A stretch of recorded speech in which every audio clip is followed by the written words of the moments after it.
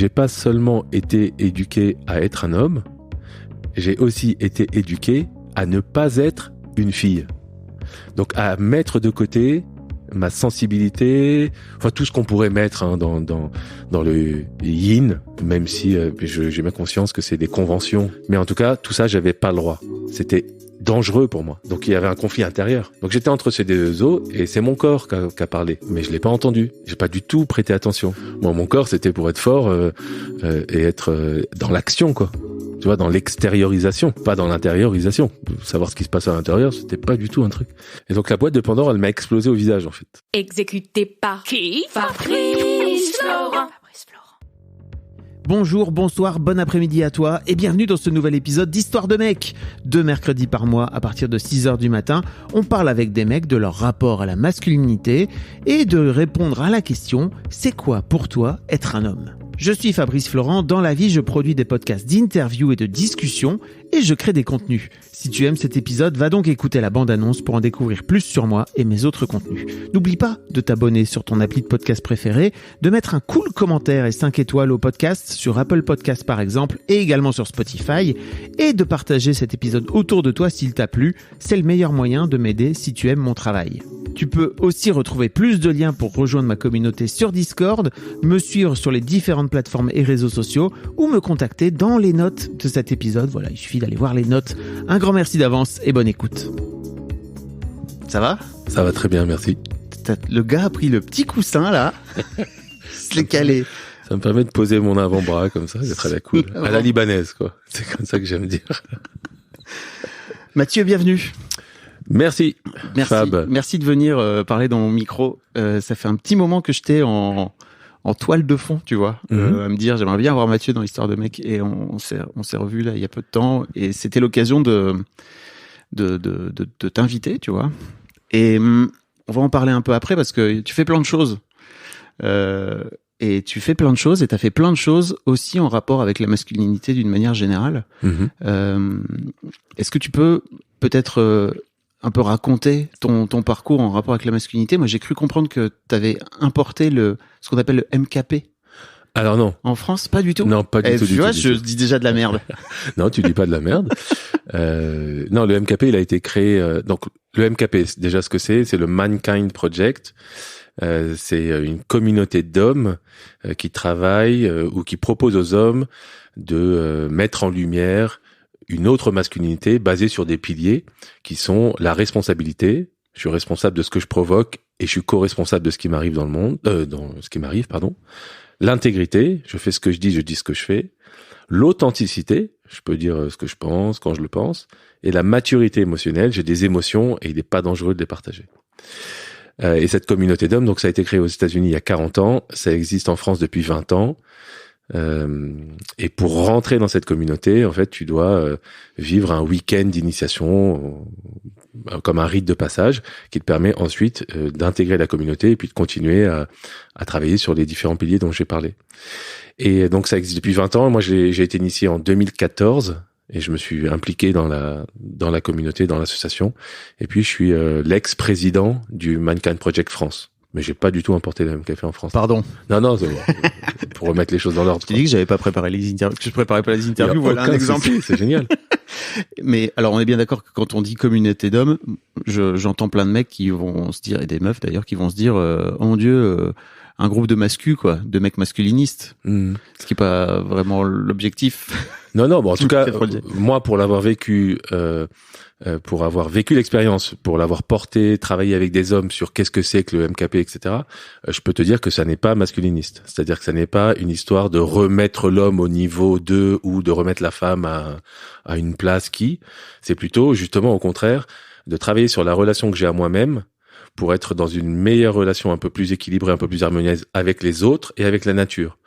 Et moi, je sais que le MKP est un petit peu regardé comme justement peut-être un groupement masculiniste avec des dérives sectaires, etc. Enfin, et ce qui est assez ouf, c'est que tous ces gens qui regardent ça et qui parlent du MKP comme ça, je trouve, n'ont pas interrogé les hommes qui sont au sein du MKP et surtout les femmes qui sont autour de ces hommes. Et quand je dis les femmes autour des hommes, c'est aussi bien les conjointes, les mères, les sœurs, les filles. Et pour en avoir beaucoup discuté avec ces femmes et les avoir vues témoigner, elles disent tous que leurs mecs, quand ils reviennent du MKP, elles disent toutes, pardon, que leurs hommes, quand ils reviennent du MKP, leur père, leur frère, leur fils, sont des hommes différents et transformés. Et donc, j'invite toutes ces personnes qui douteraient que ce soit un groupe masculiniste ou à dérive sectaire, de venir participer à des soirées de retour, ça s'appelle, où il y a des témoignages de ces hommes, et puis il y a des témoignages des femmes de ces hommes aussi. Et donc c'est des soirées publiques, ouvertes à tous, et tout se trouve sur le site web du MKP. Ok. T'as beaucoup travaillé, j'imagine, sur ta masculinité de cette là. Je sais même pas si on travaille dessus, mais juste sur ton humanité, alors on peut dire plutôt. Exactement. Moi, j'ai exploré, ouais. Ouais. Et t'as quel âge aujourd'hui? J'ai 48 ans. Ok. Donc t'es dans le bon moment. Tu fais ce travail-là depuis quand? Depuis sur le masculin en particulier depuis 8 ans. Ok. Et sur moi en général depuis une quinzaine d'années. C'est quoi ton métier? Tu fais plein de choses, hein. Ouais, j'ai plusieurs casquettes. Je suis protéiforme. Donc je suis coach, donc j'accompagne des hommes et des femmes sur du coaching de vie, et puis j'accompagne aussi des entrepreneurs et des entrepreneuses sur du coaching business, parce que j'ai travaillé 22 ans dans l'entreprise. Donc ça, c'est une partie. J'ai créé une société qui s'appelle Corporate Shaman, dont la mission est d'apporter du soin dans l'entreprise en éclairant l'invisible, c'est-à-dire en mettant la lumière sur l'intelligence relationnelle, l'intelligence émotionnelle, l'intelligence situationnelle dans les organisations. J'ai co-créé avec Ali Lababi, un homme extraordinaire, une autre société qui s'appelle Kalima, qui elle est plutôt orientée sur les cercles de parole d'hommes, de femmes mixtes. Et la mission de Kalima, c'est de démocratiser et de redorer l'image des cercles de parole. Donc voilà, ça c'est pour la partie entrepreneuriat. Ensuite, je suis directeur du programme développement personnel dans une école, une start-up, une école de vente qui forme des vendeurs pendant 3 mois. Et tous les mercredis, ces étudiants ont du développement personnel, et j'ai la responsabilité de concevoir, de designer le programme et de le faire exécuter, soit par mes soins, soit avec une équipe que je recrute. Ensuite, le mec fait plein de trucs. J'ai été contacté récemment par une maison d'édition qui s'appelle Erol pour écrire un livre sur l'importance de l'invisible en entreprise. Ok. Et donc je m'essaie à être un auteur. Waouh. C'est pas facile du tout. Ah bah oui. Donc là, je rencontre des résistants, je rencontre des peurs et tout, et j'adore ça. Donc je vois ce chemin comme une expérience. Et puis j'ai été formé à l'animation, à la facilitation de constellations systémiques et familiales. Donc je propose aussi ces espaces-là. Et enfin, j'ai co-créé avec 2 autres hommes un mouvement qui s'appelle le Mycélium, HO2MES à la fin. C'est donc une communauté, un réseau d'hommes qui accompagnent les hommes. C'est-à-dire qu'il y a on connaît beaucoup d'hommes qui font des cercles d'hommes, des stages pour hommes, des retraites pour hommes. Et nous, notre proposition, c'est de créer une communauté de ces hommes qui accompagnent les hommes pour favoriser l'horizontalité, l'entraide, la collaboration, la co-création, le rêve ensemble. C'est quoi accompagner des hommes dans le monde de demain? Et donc, si on rêve ensemble, on est en mesure de co-créer ensemble et de s'entraider.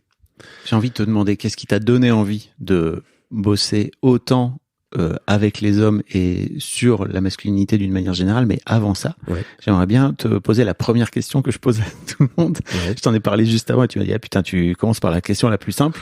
C'est quoi pour toi être un homme? Le rire nerveux. Elle est géniale cette question.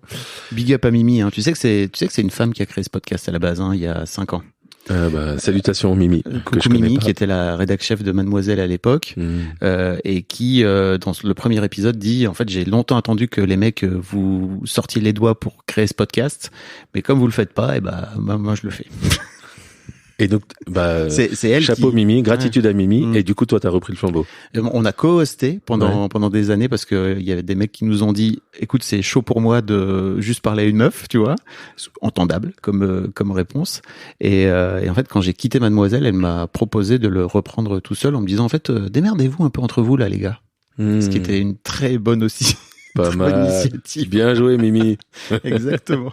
Donc ouais, c'est Et son du coup, idée tu à vois, la je te base. pose quelques questions, comme ça me permet de Ouais. réfléchir à comment je vais répondre à ta question. Il est fort. Piège.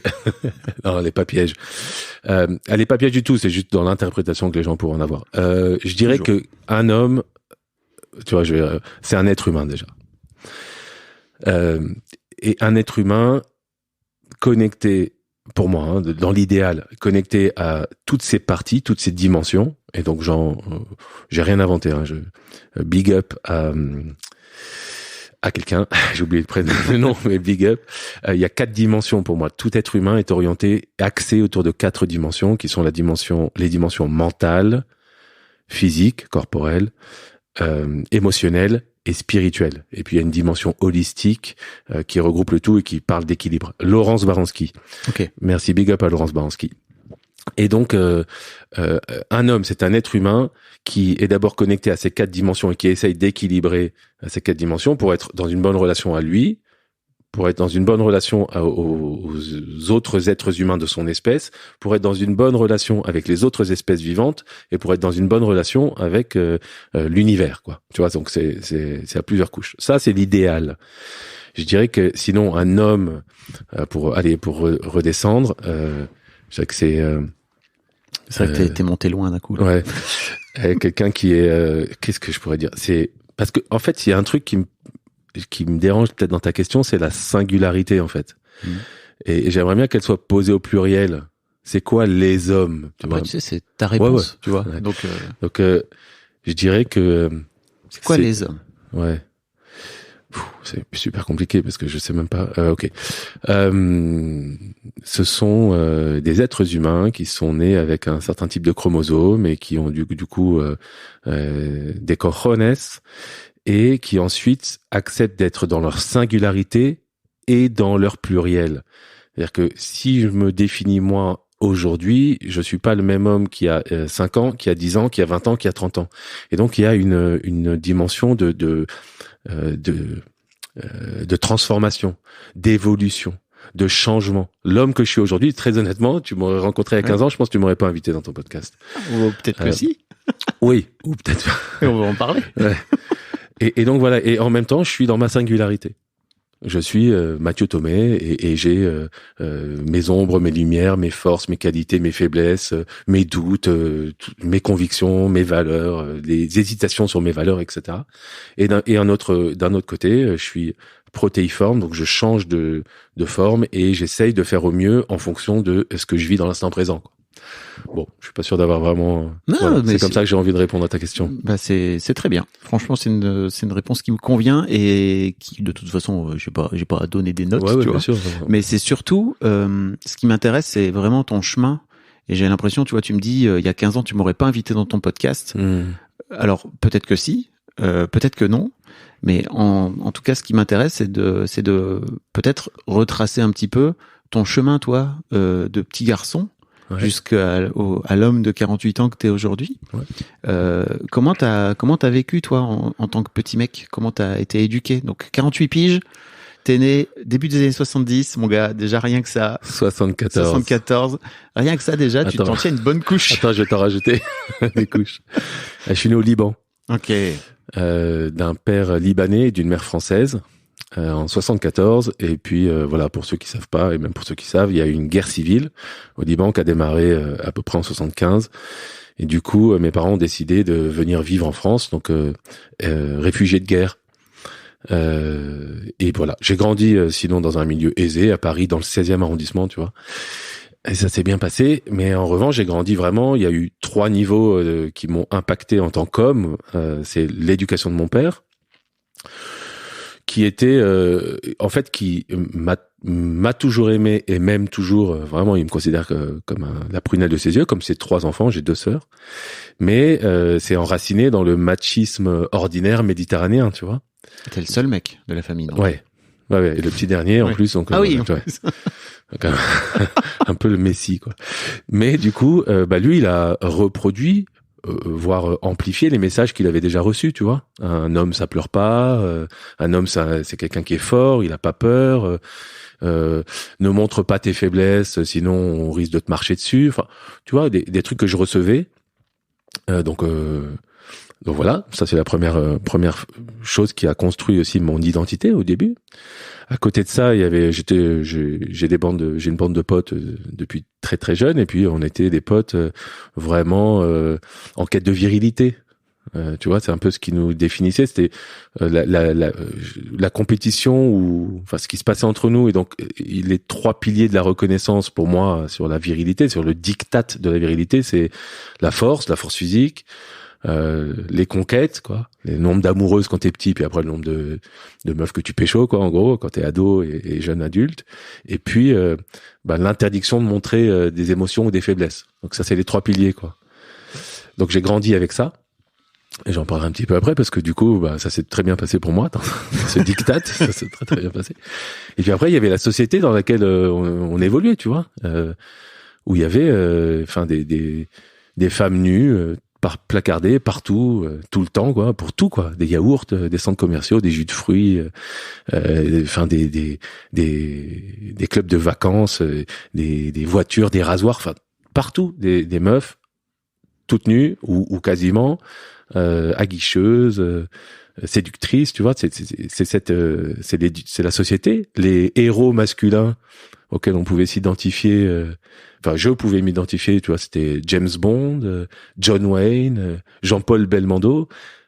T'étais dans moi j'étais plutôt, tu vois, Schwarzenegger, Stallone. Attends, mais j'y reviens. Oui, d'accord. Ça c'est, tu vois, ça c'est les 3 J, quoi.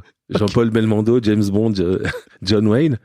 Tu vois, moi je les ai jamais vus pleurer, s'épancher, dire qu'ils avaient tort, ou même reconnaître l'égalité entre les hommes et les femmes, tu vois.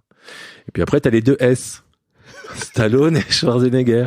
Putain, j'avais jamais vu comme ça. Bodybuildé jusqu'aux yeux.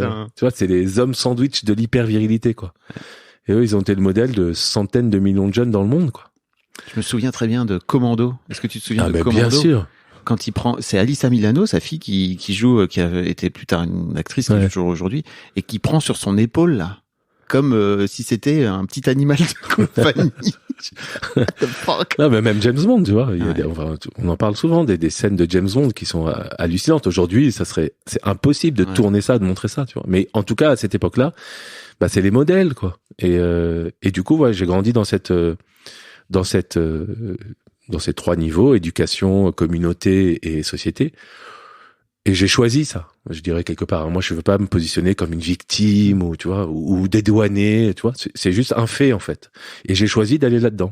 Et donc, cette virilité verticale où il s'agit de monter au-dessus des autres, d'être plus fort que les autres, plus brillant que les autres et tout, moi, j'ai pris cette voie, quoi. Et donc, j'ai mis en place des stratégies pour être au-dessus des autres. Enfin, il n'y avait pas beaucoup d'alternatives, ceci dit, à l'époque, hein.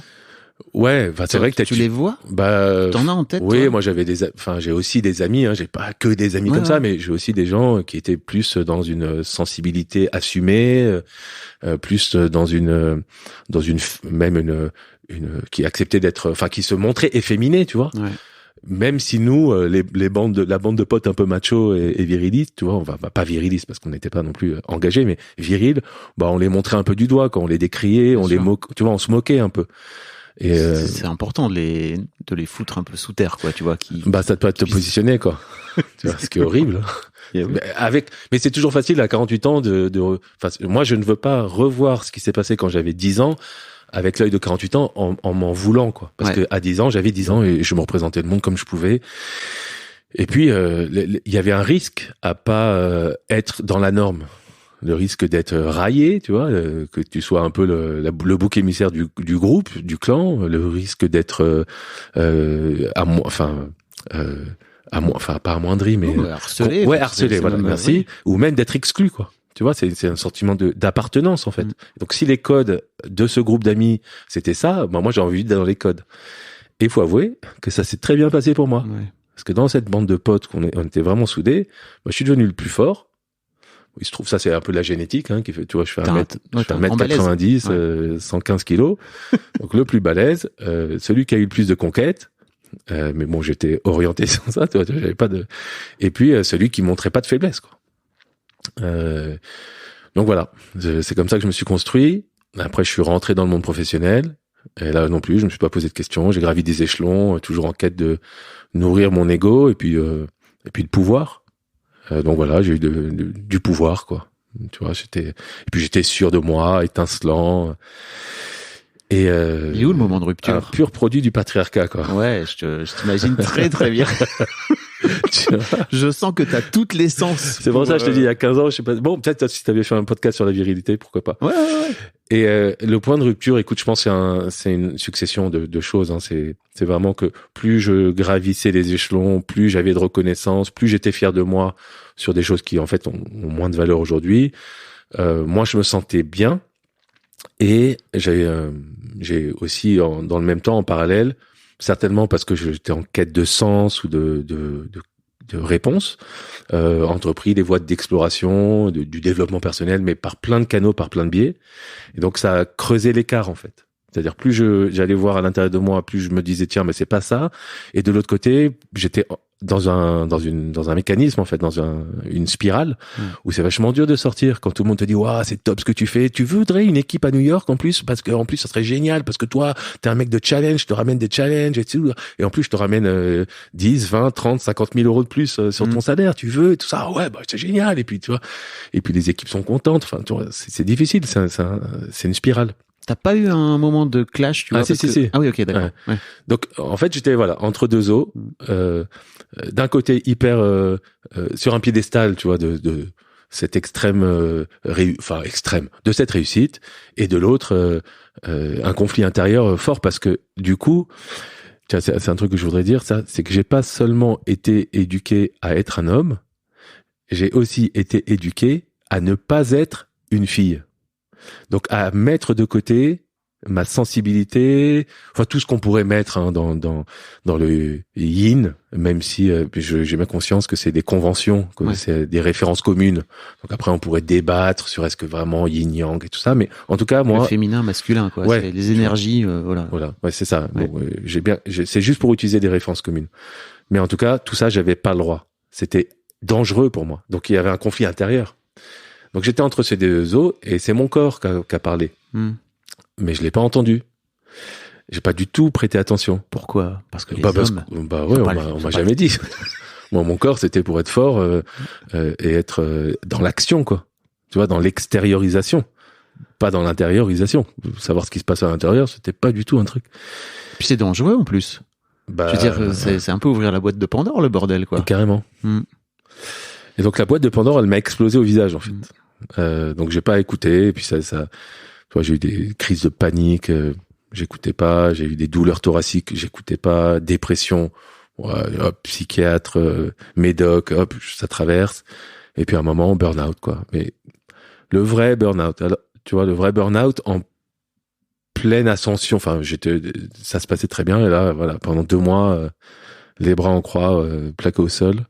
Donc là, j'ai entendu, en fait. Mon corps m'a pas laissé le choix, finalement. Il a shut down. Et un matin, tu te lèves pas, c'est ça? Comment ça se passe? Un matin, c'est impossible de se lever, impossible de penser, impossible de trouver pied, en fait, d'expliquer ce qui se passe, hein.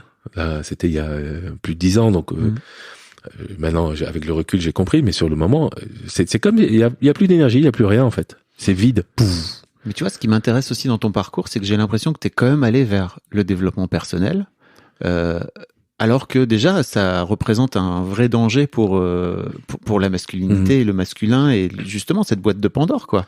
Qu'est-ce qui fait qu'à un moment donné, tu t'es dit, tiens, ça serait intéressant d'aller vers là? Parce que souvent, les gars ont plutôt tendance à attendre justement d'aller dans le mur, et puis après à se dire, oh putain, j'ai pris une claque dans la gueule immense, il est temps maintenant d'aller voir ce qui se passe à l'intérieur. Mais toi, t'as commencé ce truc-là avant d'exploser, quoi. Ouais, c'est une bonne question. Je dirais qu'il y a un truc qui est important, c'est l'impact des femmes qui étaient dans ma vie. Donc ma mère et mes 2 sœurs, qui même si au démarrage, j'écoutais pas trop ce qu'elles pouvaient me dire sur les alertes, enfin leurs alertes sur la fermeture de mon cœur, ou là t'es en train de te carapacer, tout ça, j'écoutais pas trop. Mais c'était quand même un goutte à goutte en fait, et elles ont été vachement accueillantes dans cette virilité déviante que je prenais, et donc voilà, comme un goutte à goutte qui fait gonfler un cours d'eau intérieur et qui fait son œuvre. Donc gérer ça, c'est déjà la graine, tu vois, elles ont planté une graine en fait. Et puis il y a, je pense qu'il y a une appétence pour l'exploration, en fait, comme je me posais des questions sur le sens. mais attends, mais ok, c'est super, je travaille dans telle boîte, je gagne du temps, j'ai telle fonction, j'ai tel poste, telle description sur ma carte de visite, etc. C'est super. Mais du coup, tu vois, je questionnais quand même le sens. Je pense qu'il y a une appétence pour le questionnement. Et pour moi, le questionnement, il emmène à l'action, et l'action, c'est l'exploration. Bon, c'est mon chemin à moi, tu vois. Il y en a d'autres, ça peut être la lecture, d'autres, ça peut être, et c'est super. Donc j'avais envie d'explorer aussi. Donc je pense qu'il y avait les deux, l'appétence et puis l'accompagnement, les graines que semaient mes sœurs et ma mère. Ok. Après ce burn-out, alors, qu'est-ce qui se passe dans ta vie? Tu tout. Ouais, alors ça s'est pas passé tout de suite comme ça, mais effectivement j'étais très en colère. Contre quoi? Contre les entreprises en fait. Parce que justement, tu vois, si je reprends cette image des 4 dimensions, donc le mental, le physique, hypertrophié, l'école blanc, l'école bleue, tu vois. Donc ok, ça c'est accepté et c'est ok dans l'entreprise. En revanche, l'émotionnel et le spirituel, pas du tout, quoi. Et donc complètement déséquilibré. Et j'étais vraiment fâché d'être cassé, alors que je faisais, tu vois, j'avais l'impression de faire tout bien. Donc pourquoi moi je suis cassé? Putain, l'entreprise prend pas soin de moi. Et puis bon, il y avait plein de gens autour de moi qui allaient pas bien, dépression, burn-out, vraiment pas bien. Enfin, autour de moi, pas seulement dans la boîte dans laquelle j'étais, mais dans plein d'autres boîtes. Donc je me disais putain, en plus je suis pas le seul. Donc j'étais en colère, tu vois. Donc je parle et je veux partir. Du coup, je veux partir faire de la permaculture. Je sais pas dans quelle région de France. Ouais, j'arrête. Je quitte Paris. Tout ça, c'est pas pour moi. J'ai de la chance de parler avec des mentors que j'ai, quoi, et qui m'ont dit un truc qui m'a bien fait marrer, que j'aime bien dire, c'est, ils m'ont dit, mais si tu pars maintenant comme ça à faire des légumes, tu vas faire des légumes énervés, quoi. Donc d'où te vient cette colère? Et donc ouais, justement, l'entreprise prend pas soin des individus, on est des êtres humains avant de faire, on n'est pas des fers humains, on est des êtres humains, c'est inacceptable, inadmissible. Ok, qu'est-ce que tu voudrais qu'il se passe? Mais qu'il y ait des gens qui aillent dans l'entreprise et qui prônent, tu vois, l'importance de l'émotionnel, de l'invisible et tout. Ok, mais qui pourrait faire ça? Moi. Et du coup, j'ai créé Corporate Shaman comme ça. Ok. Et ensuite, écoute, ça a remis en fait tout ce questionnement et le travail que j'ai fait, notamment au sein du MKP avec d'autres hommes et puis avec d'autres voies d'exploration, parce qu'il n'y a pas que ça. Ça a redistribué les cartes et ça m'a donné à avoir d'autres valeurs dans ma vie, qui n'étaient pas uniquement des valeurs de combien je gagne, qu'est-ce que je possède, qu'est-ce que je fais, plutôt des valeurs de qu'est-ce que je suis, comment je me mets en relation avec moi, aux autres, comment je m'intègre dans le monde. Tu vois, c'était vraiment comme si j'étais dans une verticalité très forte et tout d'un coup, boum, le truc est tombé et ça a mis de l'horizontalité, quoi. Et donc voilà, c'est pour ça que maintenant je fais beaucoup de choses dans l'accompagnement finalement. C'est beaucoup d'accompagnement. C'est beaucoup de propositions pour regarde qui tu es et honore ça en fait. Et voilà comment tu pourrais peut-être l'honorer et le mettre en avant, tu vois. Et pas à pas. Voilà. Tu parles de tout ça avec, tu vois, 10 ans de recul. Et j'aimerais bien, en fait, qu'on parle aux gens qui sont peut-être il y a 10 ans, tu vois, pour toi. Et je crois savoir à quel point c'est pas simple du tout, tu vois. J'aimerais bien qu'on revienne un petit peu dans le process, à quel point ça a été, le chemin que ça a été pour toi, en fait, tu vois, de casser, parce que pour moi c'est une armure en fait qu'on se fait en tant que mec. Et cette armure-là, il faut d'abord la titiller, tu vois, et puis après finir par mettre des grands coups dedans pour faire en sorte de... Alors, si j'avais une formule magique ou une voie royale ou une poudre de perlimpinpin qui marche avec tout le monde, je pense que, je serais heureux, tu vois. Donc, c'est juste, en fait, c'est accepter les signaux, quoi. Regarder, écouter, ressentir. Il y a des signaux du corps, des signaux du mental, des signaux des gens autour de soi. Et donc, déjà, juste se poser la question de savoir c'est quoi les signaux. Tu vois que ces 3 éléments m'envoient, quoi. Donc, qu'est-ce que mon corps m'envoie comme information? Tiens, en ce moment, il est fatigué, mais il est très fatigué. Tiens, j'ai des tremblements nerveux. Tiens, tu vois, moi, j'avais des douleurs thoraciques aiguës. Une fois, je vais expliquer ça, peut-être ça va parler à des auditeurs. C'était tellement fort, j'étais sur un plateau, il y avait 50 commerciaux, ça se passait très bien, tout marchait bien, enfin, tu vois, genre, le loup de Wall Street, mais à la française, ok? Moi. J'imagine très très bien. Douleur thoracique aiguë. c'est un peu fort. J'en parle à la DRH. Elle me dit, on appelle le SAMU. Elle a eu peur. On appelle le SAMU. Une équipe arrive au bureau. Vraiment, c'est vrai. Déchire ma chemise, me pose des électrodes, m'assoit sur une chaise roulante et m'emmène sirène hurlante aux urgences. Fausse alerte, pas d'infarctus. Mais le médecin, il me dit, là, vous êtes en danger par rapport au stress. Vous avez trop de stress, il faut que vous leviez le pied. Et tu vois, j'aurais pu entendre ça. Le lendemain matin, à 7h du mat, j'étais au bureau avec une chemise neuve.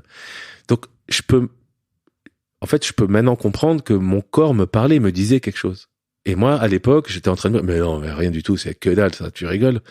Et si je m'étais arrêté 5 minutes en disant, attends, mais qu'est-ce qu'il m'envoie comme information?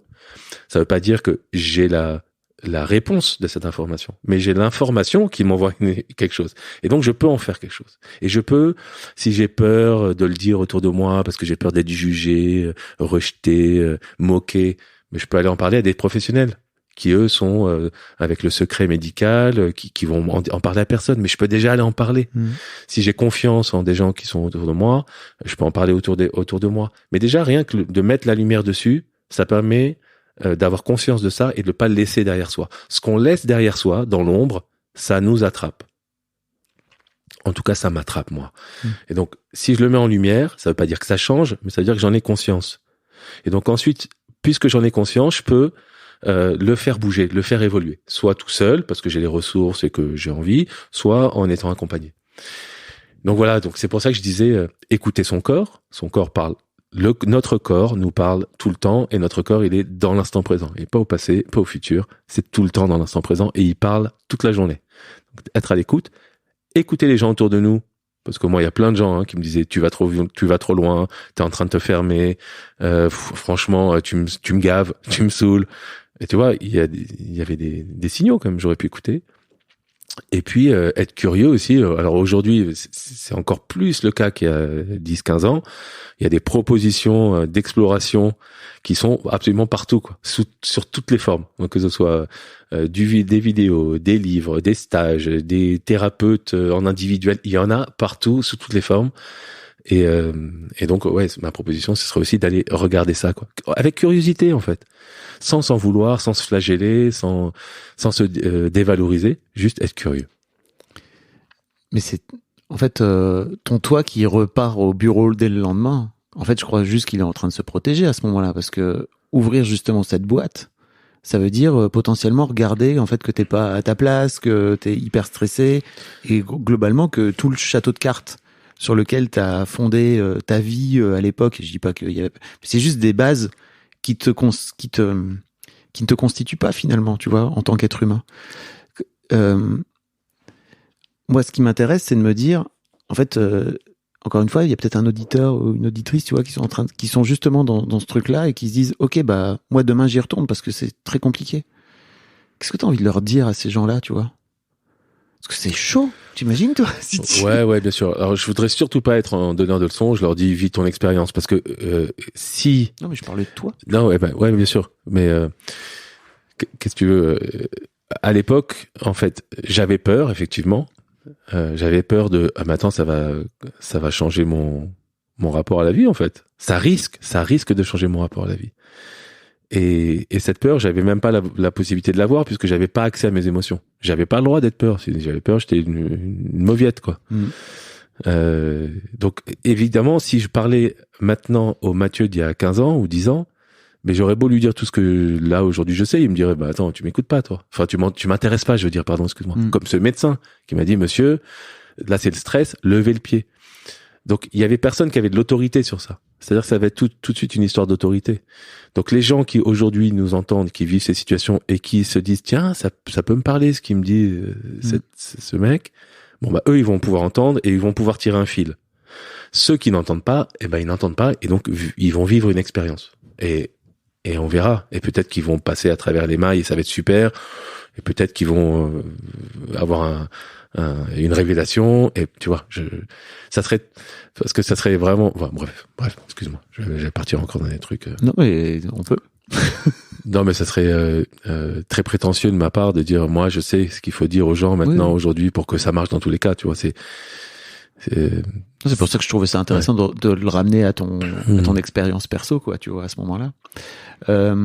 L'autre truc, et c'est l'une des raisons pour lesquelles on s'est rencontrés aussi, c'est que tu animes des cercles de parole et un cercle d'hommes, notamment, que tu as fondé il y a des années, c'est ça? Alors, moi, je fais partie de cercle d'hommes depuis que je suis rentré au MKP, donc depuis presque 9 ans. Et ensuite, donc ça c'est en tant que participant. Ensuite, j'ai animé des cercles d'hommes, moi de mon côté, pour des hommes qui n'étaient pas forcément MKP. Et puis j'ai créé cette fameuse, co-créé cette fameuse boîte qui s'appelle Kalima, où il y a des cercles d'hommes, de femmes et mixtes. Donc là, ça fait, en fait, ça va faire 4 ans, 5 ans que je fais des cercles d'hommes et Kalima est né pendant le premier confinement. Ok, donc on peut peut-être revenir un peu avant. Qu'est-ce qui t'a amené à aller au MKP et qu'est-ce que ça t'a appris en tant que mec? Ce qui m'a amené à être au MKP, c'est les hommes qui étaient autour d'une de mes sœurs. Donc il y avait son mari, enfin son ex-mari, l'homme avec qui elle vivait à l'époque, et son fils. Les 3 avaient fait le MKP et les 3 m'en ont dit beaucoup de bien. Et je me suis dit, moi comme j'étais dans cette quête tout ce qui était développement personnel, j'adorais. Je suis allé comme ça, tu vois, sans me renseigner, comme je fais d'habitude. C'est-à-dire si 3 personnes me parlent d'un truc, j'y vais et je passe pas du temps à me documenter avant. Donc j'arrive, le sac sur l'épaule, je me souviens très bien, Timberland ouverte, on va vivre un truc entre hommes et tout, et je me suis fait cueillir. Bon, bref, le bûcheron. Je me suis fait cueillir. Salut les bonhommes. Et le truc qui s'est passé, c'est que c'est comme un coup de canif dans l'armure. Et en fait, ce coup de canif, il a ouvert une voie, une brèche, et ce cours d'eau intérieur dont je parlais a commencé à s'écouler, ou cette lumière, et puis c'est inarrêtable. Comme un barrage qui est fendu, c'est inarrêtable, l'eau passe et finalement détruit le barrage. Donc ça, c'est le premier truc. Et ce qui s'est vraiment passé, c'est que comme moi, je pensais ne pas avoir accès à mes émotions, enfin, en tout cas, j'étais conditionné comme ça, là, j'ai pu les montrer. Donc j'avais un peu d'appréhension, j'avais un peu peur. Et puis, cette appréhension, cette peur, elles ont rapidement disparu parce que c'était accueilli par les hommes et donc symboliquement par le masculin, quoi. Tu vois, c'est pour ça parce que parfois on me dit pourquoi que des hommes, pourquoi pas avec des femmes et tout. Et les deux sont justes, mais c'est juste quand t'es que avec des hommes, il y a une symbolique c'est le masculin. Et donc ces émotions, je commence à les montrer, c'est accueilli par le masculin. Et non seulement c'est pas dangereux parce qu'il me renvoie rien d'autre. Enfin, non seulement c'est pas dangereux parce qu'il me renvoie rien qui puisse m'agresser, mais en plus il me renvoie de l'amour. Et ça a été ultra guérisseur. Ça a vraiment réparé tout en chaîne. Ça a reconditionné les cellules presque, tu vois, et mes croyances. Et donc je dirais que alors ça s'est pas fait en 1 heure ou en 2 jours, tu vois, mais du coup à chaque fois que je vais dans un cercle de parole ou que j'anime un cercle de parole, c'est ça qui se passe en fait. Il se passe pour moi, et puis dans les témoignages que j'ai des gens qui participent, c'est ce qui se passe pour eux. Et donc pour certains c'est assez rapide, pour d'autres c'est très lent, et tout est ok, bien sûr, tout est bienvenu. Okay. Donc voilà. C'est ça que ça t'a apporté. Exactement. J'ai reçu pas mal de mecs, tu vois, qui se sont fait aussi bully par les mecs, tu vois, et globalement le masculin et les hommes font du mal, bien sûr aux femmes, ça c'est évident, mais font aussi beaucoup de mal aux hommes. Et il y a plein de mecs qui sont justement en réticence avec ça. Et je me demande un petit peu est-ce que t'en as rencontré? Est-ce que ça leur a apporté en fait de se retrouver entre hommes à ce moment-là? Alors ça dépend si on parle de cercles de parole qui sont des espaces assez simples où les hommes ou les participants en tout cas peuvent s'exprimer pendant un temps et les autres pratiquent l'écoute active, c'est-à-dire que ça vient écouter pas juste au niveau du mental mais au niveau du corps, des sensations. Et puis quand cette personne a fini de parler, la parole tourne dans le cercle et donc c'est quelque chose qui est assez réparateur, qui est réconfortant, qui crée des liens d'humanité, où je peux aller mettre, soit quand moi je parle, en lumière des parties de moi, des facettes, soit que certaines autres facettes soient éclairées quand d'autres parlent. Donc ça voilà, c'est bon, c'est réconfortant, mais pas que. Soit, de l'autre côté, il y a des groupes de travail, en fait. Et là, c'est différent. Ça va être des groupes où il y a un consentement, il y a un cadre, il y a des exercices ou des facilitations qui sont proposées pour que les hommes soient dans le travail, dans l'évolution. Donc ça, c'est deux choses différentes. Donc moi, j'ai beaucoup participé à des groupes de travail où en fait, justement, ces hommes qui avaient été bullied et qui avaient une image du masculin qui était associée à la dangerosité, à je vais me faire écraser, à je vais me faire malmener, ils ont la possibilité de l'exprimer. Et quand ils l'expriment, à ce moment-là, il y a des propositions qui sont faites par le groupe pour pouvoir aller réparer ça d'une certaine façon. Ces propositions, elles peuvent être prises par l'homme ou rejetées, et puis après c'est un travail qui se fait, donc évidemment sans aucune obligation de résultat, et puis on verra parce que il y a l'effort, il y a le résultat, il y a le chemin, il y a l'arrivée, quoi. Mais en tout cas c'est tout à fait autorisé. Et c'est autorisé. C'est pas une histoire d'autoriser. C'est vu. Enfin, j'en ai vu plusieurs. J'ai vu plusieurs dizaines, voire plusieurs centaines de cas. Et j'ai vu des cas où il y a de la réparation, où il y a du soin qui est apporté sur ces blessures. Et puis d'autres cas où même après plusieurs années, ça reste là.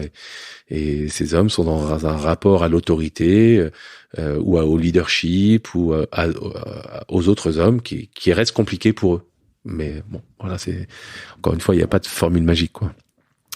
L'un des autres trucs dont je voulais te causer, c'est ton rapport au père, ton rapport à ton père. Où tu me racontais que ton père t'avait élevé à l'éducation méditerranéenne, à l'ancienne, etc. Je me demandais un petit peu comment la relation avait évolué avec lui, toi vieillissant, lui aussi j'imagine, toi t'ouvrant à une autre forme de masculinité. Ouais, c'est une super question. Il y a de l'amour. Donc déjà, évidemment, quand je parle à mon père, il a 80 ans aujourd'hui, de ce qui se passait il y a 40, 45 ans. Bon, il a pas la même vision des choses que moi, mais c'est normal. Lui, c'est un adulte, moi, j'étais un enfant. Et parfois, il reconnaît, il m'entend en tout cas. Puis parfois, c'est peut-être un peu trop dur pour lui ou c'est pas le bon moment, donc il ferme. Donc il y a une certaine frustration de temps en temps. Il y a de l'amour et puis aussi de la frustration où j'aimerais bien pouvoir être dans ce rapport totalement authentique et sincère. Mais en même temps, je reconnais qu'il a pas le même vécu que moi, il a pas le même chemin que moi, et puis il a, pour des raisons qui lui sont propres, lui, il a pas fait de développement personnel et le travail entre hommes. Donc voilà, donc il y a beaucoup d'amour. Je comprends pourquoi j'ai été éduqué comme ça. Hein. Vraiment, pour moi, et on en a beaucoup parlé avec mon père, c'était une histoire de me protéger en fait, par rapport à la représentation du monde qu'il se faisait. Donc c'est facile de réécrire l'histoire 30 ans après ou 40 ans après, mais en tout cas, à ce moment-là, c'était le monde dans lequel on vivait, et lui, il venait du Liban, quoi. Donc c'est, voilà. Et ouais. Et non, mais vas-y, qu'est-ce que tu... non, mais tu vois, au Liban, l'homosexualité était, ça, je crois que ça a été levé depuis quelques années, mais jusqu'à il y a quelques années, l'homosexualité était passible de prison, quand même. Tu vois, au Liban, quand t'as 4 filles et un garçon, l'héritage va au garçon, au seul garçon. Les filles n'ont pas le droit, n'ont pas leur mot à dire, quoi. Tu vois. Ah, tu viens de loin, quoi. Ouais, non, mais tu vois ce que je veux dire. Et bon, il y a plein de trucs comme ça. Après, c'est une société extraordinaire, mais en tout cas, sur ces notions de patriarcat, égalité homme-femme, il y a pas mal de choses à revoir. Et donc, voilà, ce que je peux te dire, c'est que j'ai une très bonne relation avec mon père, de l'amour, de la frustration parce que j'aimerais qu'on aille dans ces espaces-là. Et lui, il est fier de ce que je fais et de ce que je dis aujourd'hui, tu vois. Je prends la parole ou j'en parle et il m'encourage. Comment tu gères la frustration que ton père veuille pas venir, enfin, tu vois, ou peut-être s'ouvre pas à l'amour que tu as envie de lui donner à ce moment-là, quoi. C'est pas facile, hein. Non, c'est pas facile. Mais j'ai appris en grandissant parce que tu vois, comme j'ai été très aimé, très protégé, pour moi le manque de fluidité avec la frustration, ça appartient au monde de l'enfance, tu vois. Et moi j'ai été un enfant tardif, je suis resté enfant assez tard, on va dire symboliquement. Donc voilà, la frustration, j'ai du mal à gérer, ça me met en colère. Et puis au fur et à mesure, je dirais pour être vraiment très schématique, quand je suis vraiment rentré dans l'adulte, j'apprends à vivre avec mes frustrations. Donc, pour répondre à ta question plus simplement, ça m'a mis en colère, ça m'a déçu, j'avais envie d'avoir cette relation adulte à adulte, sachant qu'en fait c'est mon père et je suis son fils. Même aujourd'hui, bien sûr, encore aujourd'hui, mais même à nos âges, ou même moi je suis père. Donc lui, du coup, il est grand-père. Donc tu vois, il y a plein de schémas en fait, il y a plein de positionnements qui existent dans ce trio, quoi. Grand-père, père, fils. Donc colère, énervement, frustration, des engueulades avec lui. Et puis ça s'est transformé puisque en fait les frustrations maintenant, j'apprends à faire le deuil en fait simplement. Et ne pas vouloir absolument tout ce que je veux tout de suite, tu vois, comme un enfant pourri gâté, et juste dire OK, c'est pas possible, ni pour moi de faire le pas vers lui en disant OK, je réduis mon niveau d'exigence, ni pour lui de me dire mais attends, je t'entends et je vais absolument tout changer pour toi, quoi. Il a ses repères, il a son cadre, il a son mode de fonctionnement, et donc c'est du respect, du coup, ça devient du respect. Tu fais un stage très intéressant où le mec parlait de toute puissance infantile. Et je trouve que ouais, c'est vrai. Ça marche très bien. C'est exactement ça. C'est-à-dire, je veux exactement ce que je veux. Parce qu'en fait, les enfants font ça, quoi. Et c'est vrai que devenir adulte, il y a aussi ce truc de mettre ça de côté, en fait, et de se dire, non, t'es pas forcément obligé de...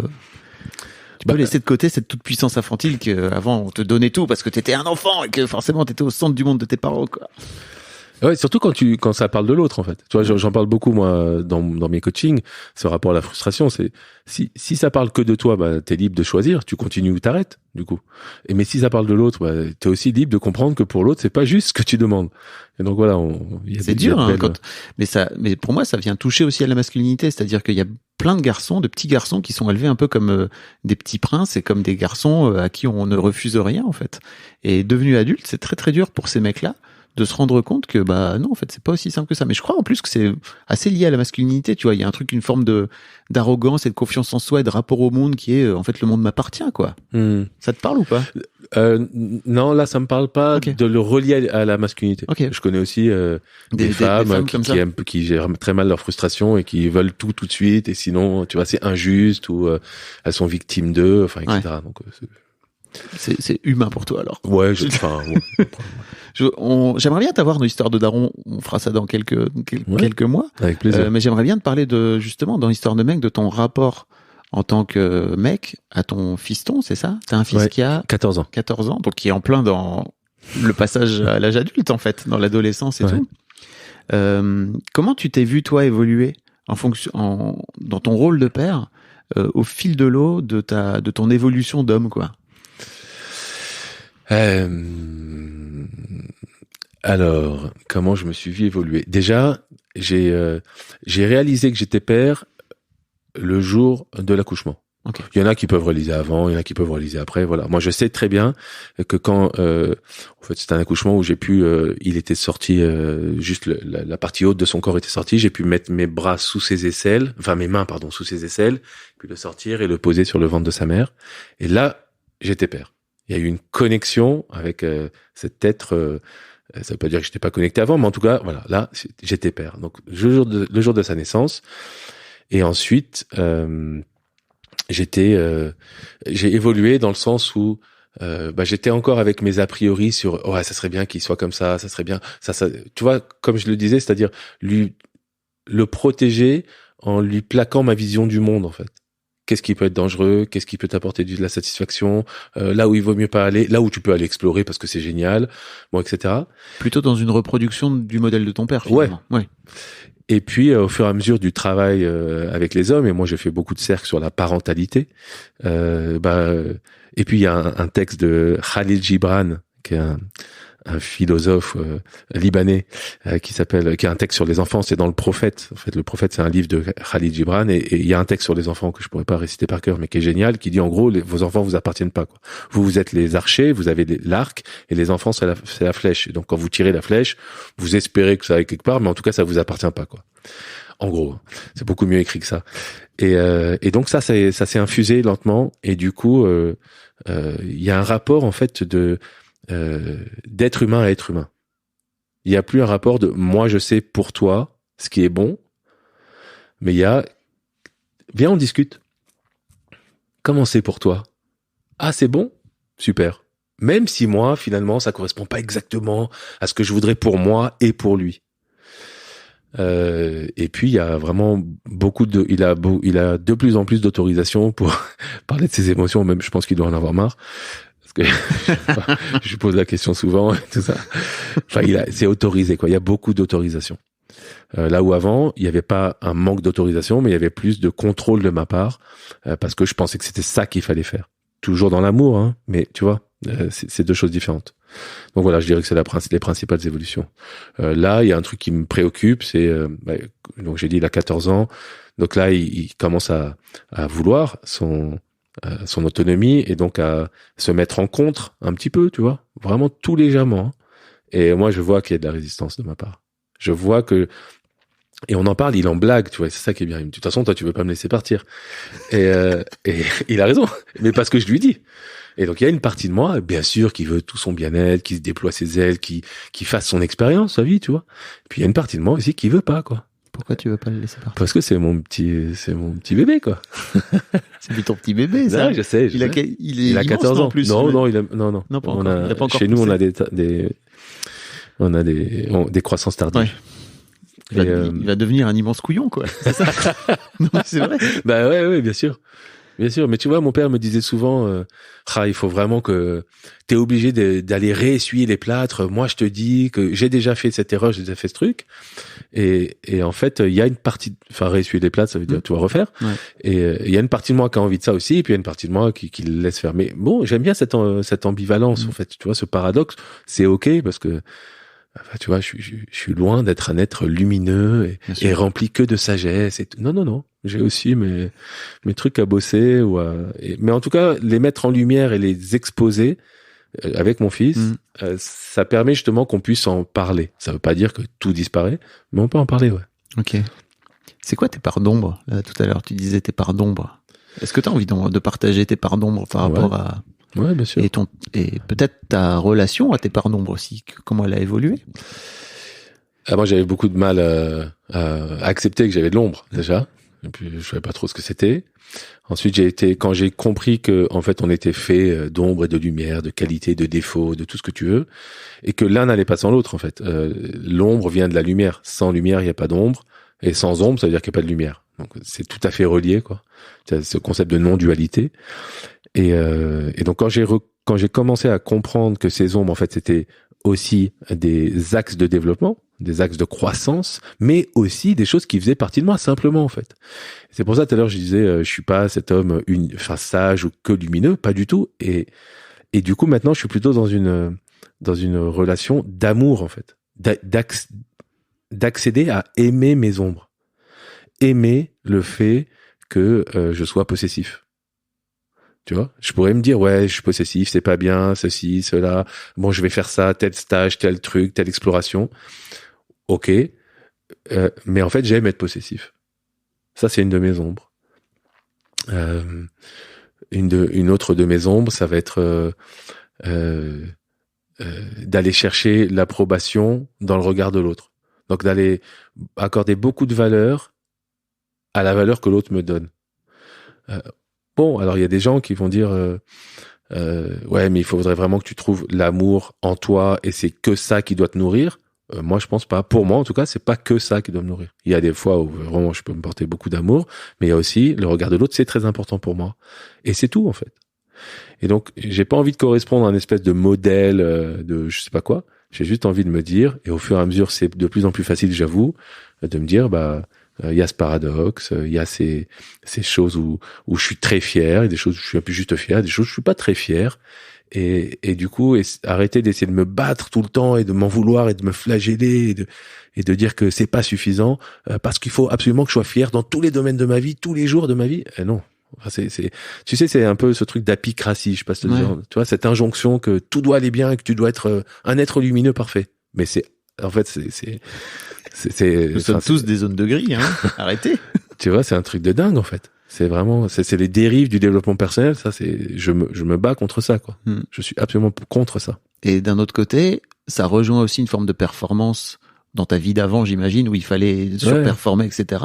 C'est vrai que je crois que j'ai commencé par là. Moi, j'ai commencé par me dire, ok, moi, je vais être un mec qui va travailler sur lui.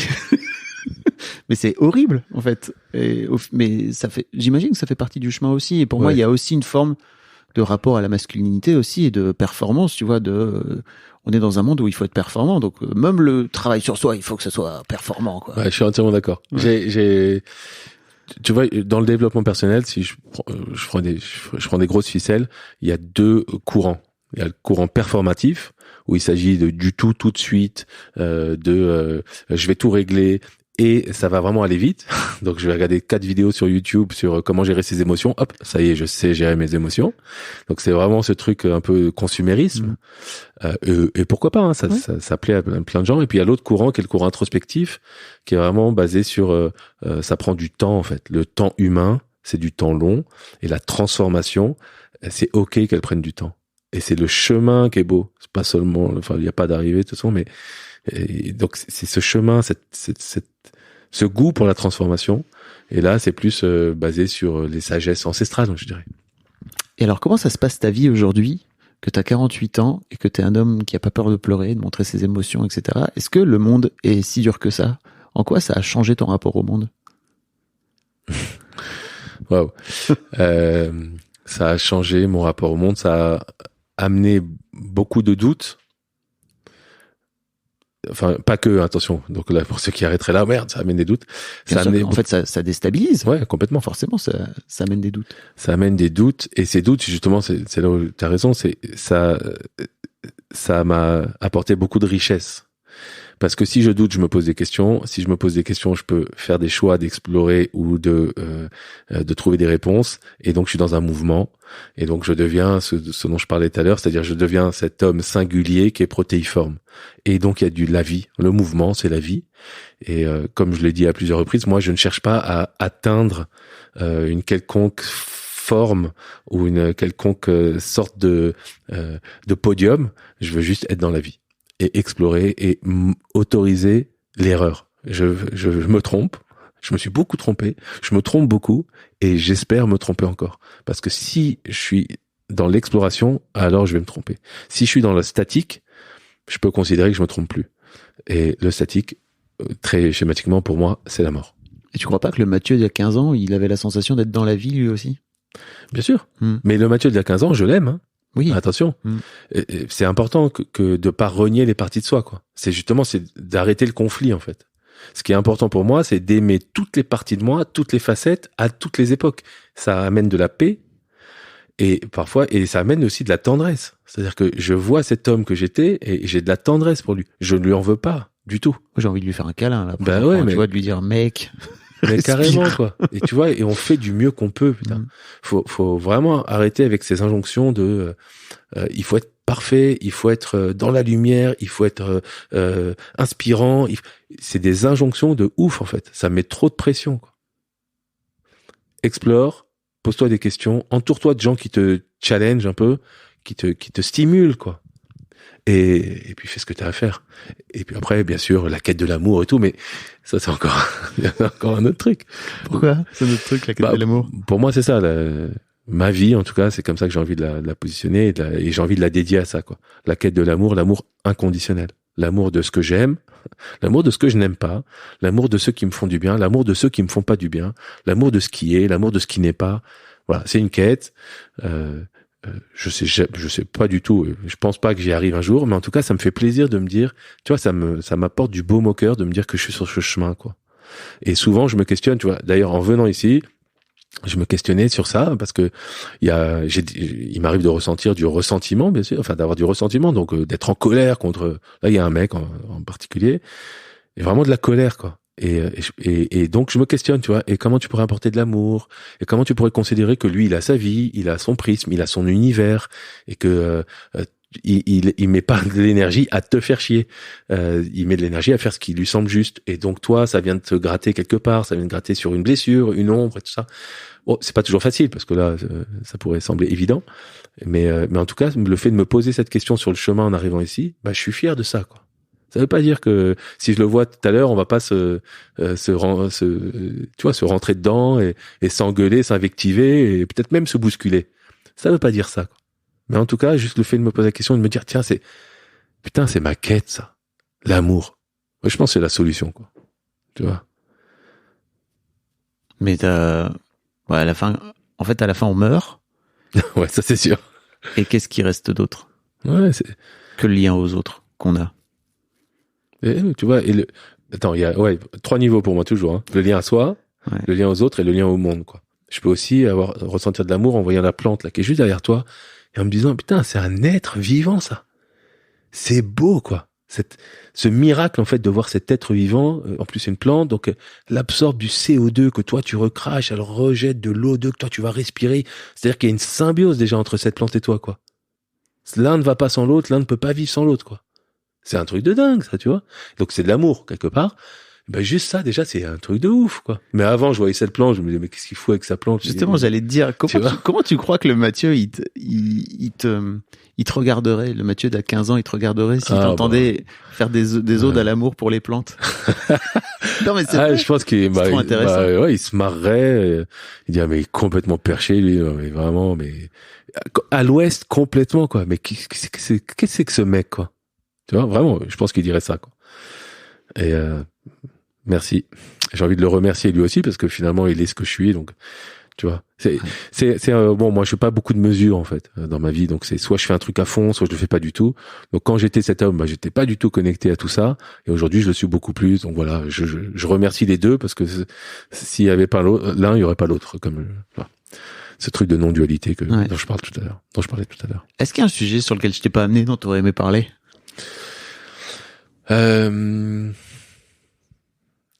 Par rapport à la masculinité, par rapport à autre chose si tu veux. Ouais, le rapport aux femmes.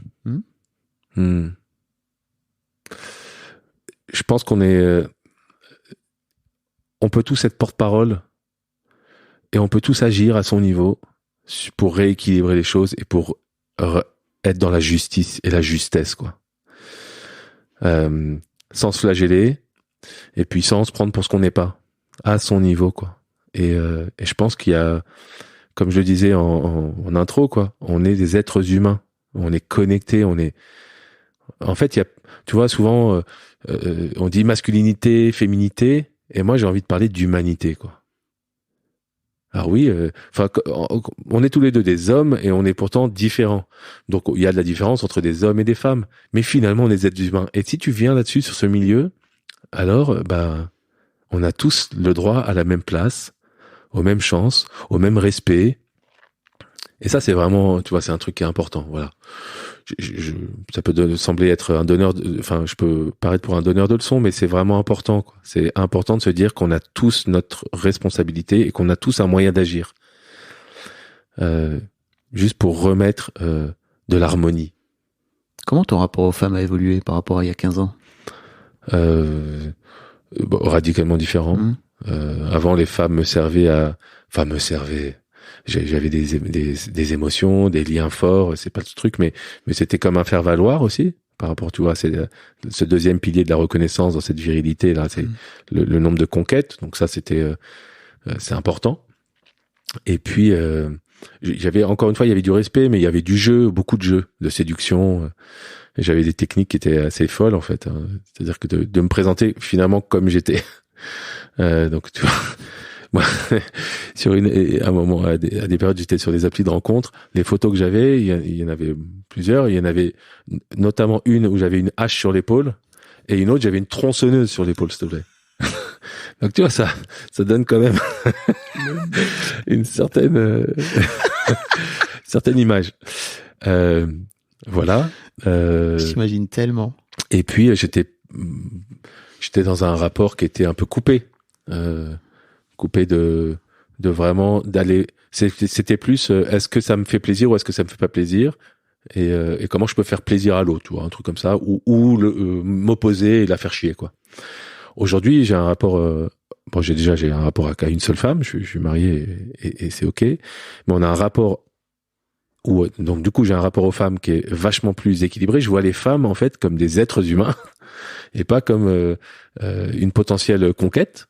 Donc ça change complètement la donne. Ça change tout. Hein. Ça veut dire que tu peux devenir ami avec des femmes. Bah complètement. Ouais. Et ça, waouh. Ouais. Complètement. Avant, c'était possible, mais il fallait qu'on ait une relation avant. Ouais. Donc, il fallait qu'on ait eu une relation, tu vois. Sinon, pas forcément. Moi, j'étais dans un rapport de séduction, mais je me dis, j'avais une partie de moi qui me disait, ah, elle est en train de me séduire, elle veut quelque chose, Donc, tu vois, c'était compliqué. Là, c'est beaucoup plus fluide. Et puis, je considère aussi que la relation, que ce soit amicale ou amoureuse, c'est un troisième élément entre deux personnes. Et c'est une entité vivante, en fait. Et donc, c'est pas comment cette personne veut me servir ou qu'est-ce que moi comment je vais être utile. C'est comment je sers la relation. Et la relation, si tu t'imagines, donc c'est ce truc même là, entre nous deux, c'est comme un jardin, tu vois. Et comment je prends soin de ce jardin? Qu'est-ce que je jette dans ce jardin? Comment je prends soin de cette partie-là? Est-ce que je mets de la lumière? Est-ce que je mets un peu d'eau? Est-ce que j'y mets du cœur? Ou est-ce que j'en ai rien à foutre, je le délaisse et puis on verra bien ce qui se passe? Ou est-ce que je jette mes ordures en disant tout et n'importe quoi, en agissant n'importe comment? Tu vois, bon, voilà. Et donc je considère ça dans les rapports que j'ai avec les femmes et avec les hommes, mais en tout cas ça change radicalement la donne. Il y a une paix en fait, une paix intérieure qui est assez folle. Ton fiston, comment tu fais pour l'éduquer dans son rapport aux femmes? Je le laisse venir, je lui donne des messages qui sont importants par rapport à la pornographie, par exemple.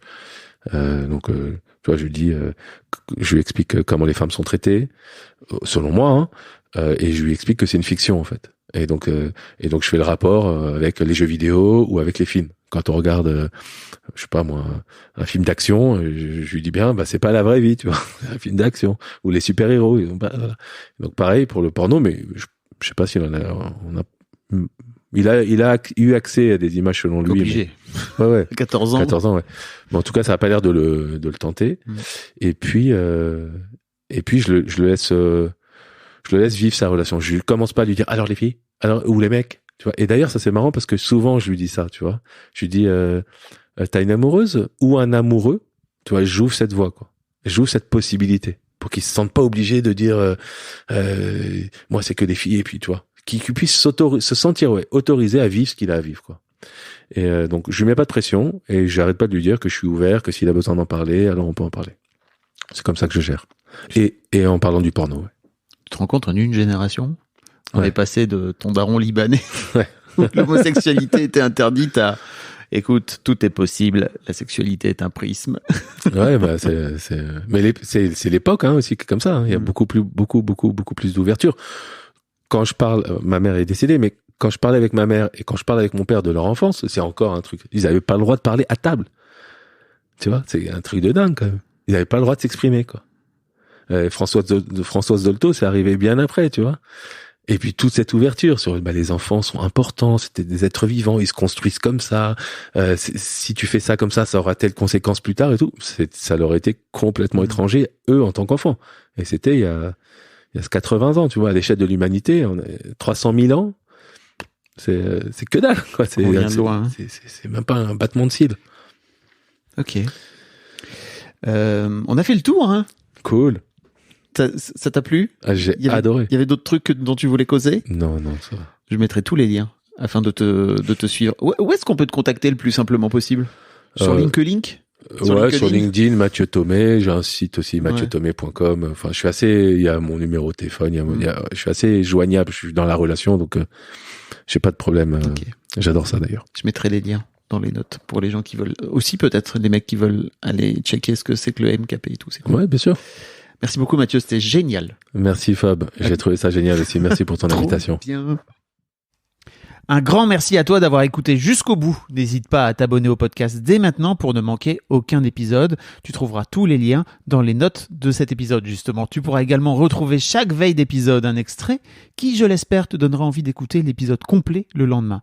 Si tu découvres et que tu aimes ce podcast, tu devrais aussi aimer mes autres podcasts. Je t'invite donc à aller voir dans les notes de cet épisode ou sur fabflorent.com, fabflorent.com. Tu verras, il y a tout un choix.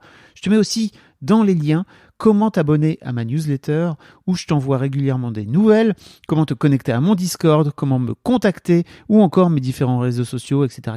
Voilà, tu l'as quoi. Merci encore pour ta précieuse écoute et d'ici au prochain épisode, je te souhaite une très belle vie.